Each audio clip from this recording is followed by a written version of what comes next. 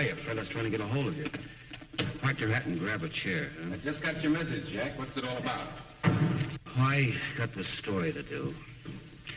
Thought you might be the person that could help me most. Well, listen to one of these letters to the editor. The story here, Fred, but I'm afraid it's not a very good one. I'm not at all sure it's the kind of story our readers would like. Listen to this. Dear editor, usually I agree with your editorials, but your call for civil defense volunteers was nonsense. If this city is attacked, my plans are made, and they don't include waiting around to get killed. I'm going to take my family to a place in the country where we'll be safe. I think I'm as patriotic as the next guy, but I'd be pretty dumb to remain in this city when those bombs start falling.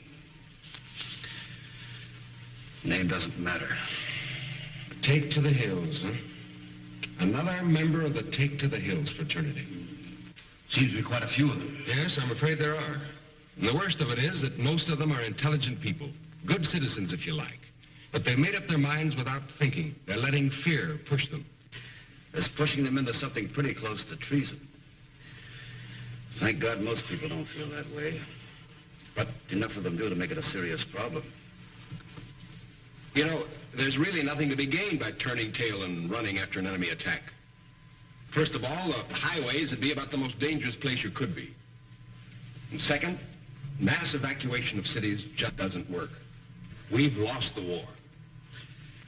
If only we could help these letters. We must make them realize there must be no taking to the hills.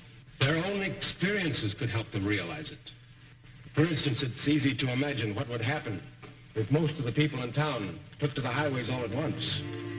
All you have to do is look at some of our Sunday traffic jams.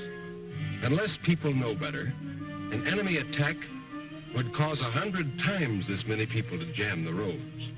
Add to that the desperate fear and panic that it'd be pushing the mob, and mister, you've got a catastrophe on your hands. The civil defense people are just being realistic and not planning mass evacuations. The roads have to be kept open for rescue and for firefighting equipment. That means every car which is not officially authorized will have to be stopped and moved out of the way. As long as I live, I won't forget what happened in the last war when some European people took the hills. I saw miles after miles of refugees trying to get away from cities under attack.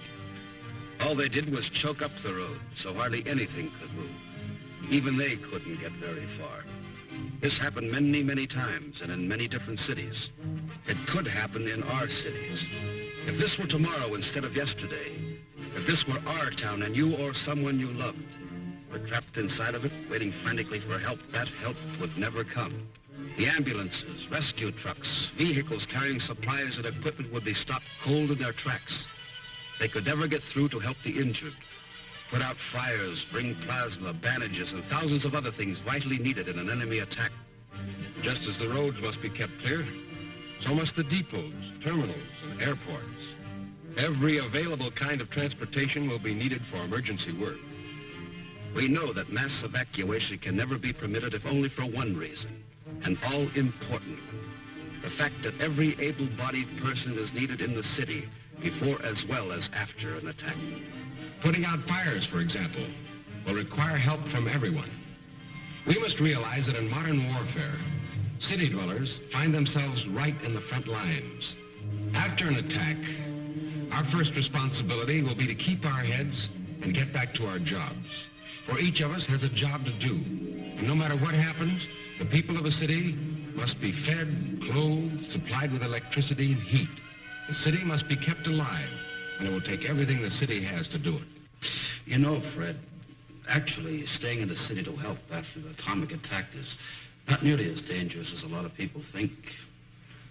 The danger of, well, lingering radiation is not really very serious. After an atomic airburst, the danger of radiation and falling debris is over within a minute and a half. Over and above that, we know from the experience of London, Berlin, and other European cities that people didn't even want to leave their city. Most of those who did leave soon began trickling back into town. Of course, a few people should be evacuated.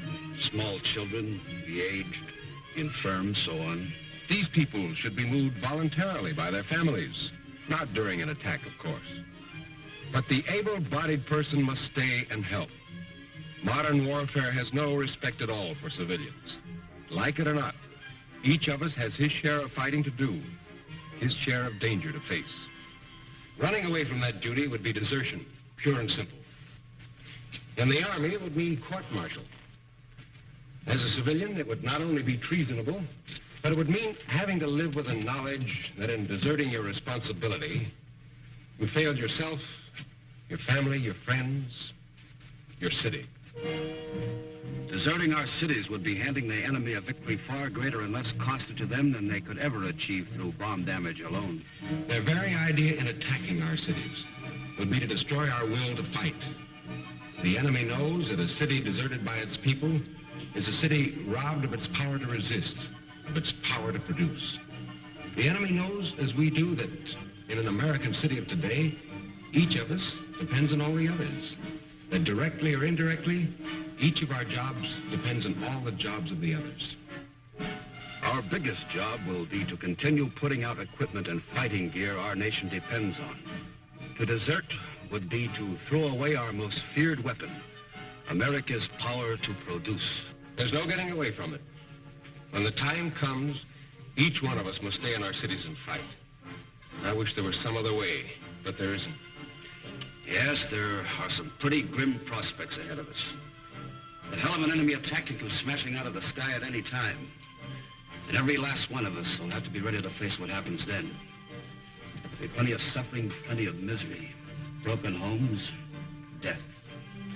Dangers that used to belong only to soldiers, but we've got to be able to take it and come back fighting.